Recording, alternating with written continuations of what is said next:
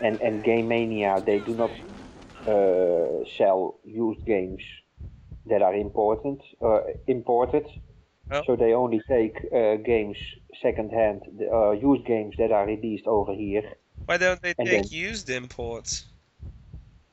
no, Game Mania only. They will not take used imports, I mean, and that's why? also Have you like asked them? yeah. Why? No, Seems never kind of asked. weird. I mean, because I mean, if you're gonna get new ones, it just seems a little bizarre to me. Yeah, that's the other that net game, and they sell imported games and used imported games. But most games I like, they never sell used. I think nobody is gonna sell their game. So Hmm. and that's also because there's just a small market here for these kinds of games. Yeah. Yeah, yeah. I was very lucky. I told in my last video with E3 and Odyssey 2, I ordered it from the website from that game. Yeah. And when my order was through, it disappeared from their website. So they just had one copy of Yeah. E3 and Odyssey 2. And I'm so glad that it came. And because when it disappeared from the website, I was, oh my god. Van, they say they're gonna send it, but are they really having it in stock? But when I opened the mail, it came out at first, so that really made my day to have number 2 and 3 now. Yeah, that can happen, sadly. Well, they Mhm. went out copies, and like that usually happens when somebody simultaneously just got with you, or and Yeah, then they have to usually go by whoever got forced, and then tell the other one sad news that they got refunded and you won't be getting it. yeah, yeah. I feel nauseous. And now I may have been poisoned. I really want to buy the new Hyperdimension Neptunia. Yeah, I'm behind on that series. I got the first one, but I haven't got the last one, and then just one came out recently, didn't it? Yeah, I'm the same as you. I have the first one. I still need MK2, and now the V for Victory has been released. I Yeah. just had a thought. And the latest news is they are gonna work on another Hyperdimension Neptunia, so they are gonna keep continuing with the series. Yeah. Uh, I think there's I one entry on the PSP too, but I don't think that's came over. no, that didn't came over.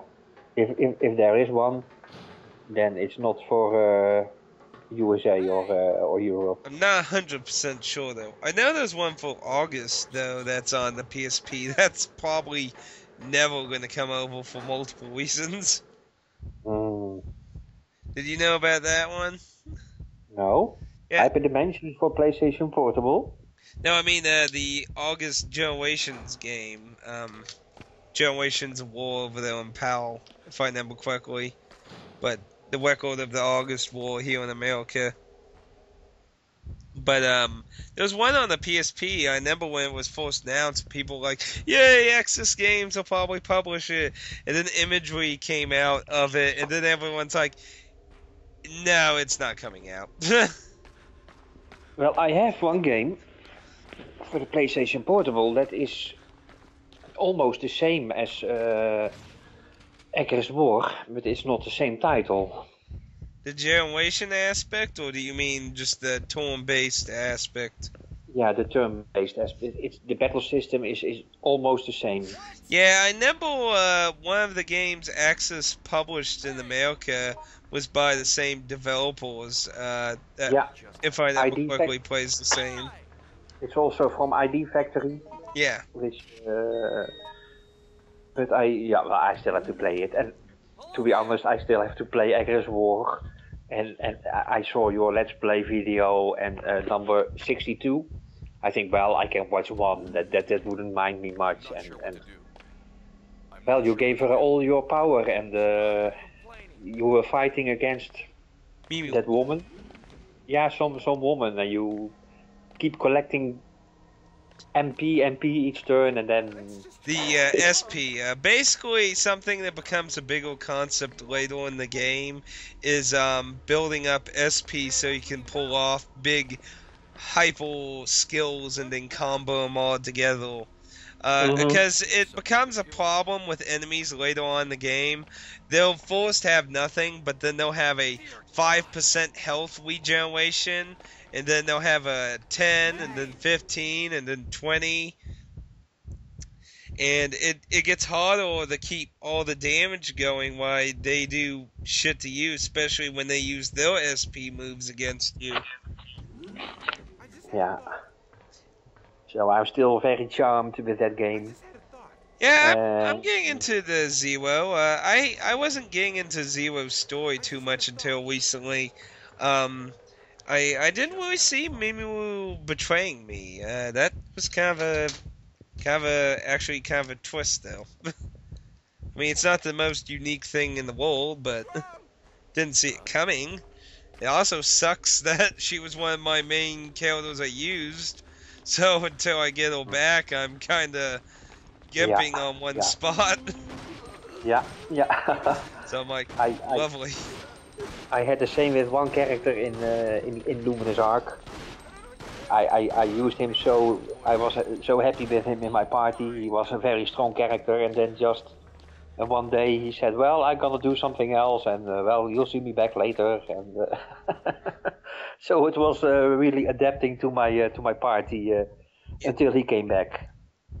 But luckily he did come back. He succeeded what he wanted to do, and Normally, so, I don't mind characters leaving and coming back and stuff when it's nicely done. The thing I hate in Record of the August War with that is that it's the kind of game that if you're trying to gimp on the time commit, like how much time you're committing to it, you're obviously not going to develop more than the necessary characters of a max party. I mean, you can develop all the characters, but that's even more time. So I mean, yeah, I will that's pick. a long process. I would pick as well the party I like, and I will work on them, and the rest they will just, yeah, not so very well trained. And well, last time we talked about Dragon Quest 9, and I didn't like the generic characters because that somehow it didn't feel like that for Dragon Quest. But in E3 Odyssey, it's totally no problem for me. E3 Odyssey is just so little story. It's just a few lines of story. Did you ever beat the first one? Yeah, I beat the first one. Only the story boss, but I did not play the after game of E3 and Odyssey 1. I just meant because I kind of did consider the very beginning of the game. Yeah, it's very bare bones on the story. I found it kind of interesting where they went with the story once you start getting really deep into it. But that's just me. I mean, yeah, there was a story on the end, but. But then again, that's also assuming you found all the scientist notes that were in certain dead ends. Yeah. Which I guess if you didn't find it, maybe you wouldn't fully understand what the hell the final boss was talking about, maybe. Well, it was a twist. Well, I think, well, okay, it's the end, and okay, that's the end of the game. Thank you very much, and let's go to the next. Yeah.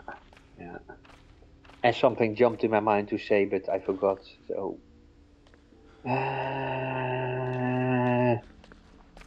Well, maybe it will come back later. So that's basically, at the moment I'm enjoying dungeon crawlers and strategy games. Yeah. And the RPG games is a little bit on a lower fire at the moment. So I'm just doing strategy and dungeons right now. Yeah. And well, Atticusmj is that's a deep game, mate. It's really, I never played any of the tactics ones yet. I never finished much of the Black Queen yet. That's something I've been debating about actually doing a Let's Play on to encourage me. Because I keep trying to go for the good ending, and I think it's one of the few times I might have to just suck it up and take a bad ending. yeah. Because, some of the newer ones are a little more easier on it, but the Forced Ogre title is just vicious on getting the good ending. Mhm. Because for one thing, you can't abuse the game. Like anything you can abuse would normally lead to the bad ending. Like basically the level grind, you would just sit like in a town and just let the enemies continuously wail on you because you can recover health in towns, but when you're out in the wild, you don't. So obviously the easier way would be to just sit in the towns and grind off them, but that collects taxes, and collecting too much taxes every how I think it's like every day, but I don't know. But it basically makes the people hate you more and more every time.